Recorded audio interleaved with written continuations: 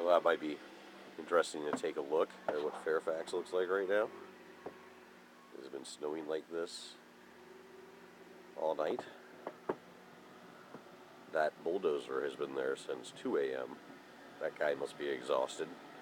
All of his other buddies took off, I don't know, around 2 or 3 a.m. This guy's still going. And this is just for some lousy office park across the street here. This guy just keeps going, making these huge piles of snow. Maybe you can see that even these cars down here, that van, completely buried. It's a heavy snow. It's a wet snow. There would be a lot more inches if it were drier, but it's an impressive snow. You can see it's just coming down in sheets. At times when the wind picks up, it's blowing sideways.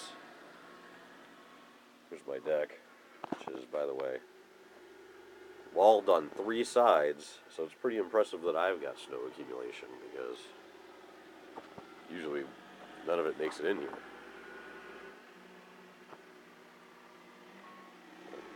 That's Fairfax today. It's a ghost town. Even the main roads, look over here, that's Waples Mill up at the top of the street. It is a ghost town. There's nothing going on there. Nothing. Cars buried. Bulldozer guy, still going.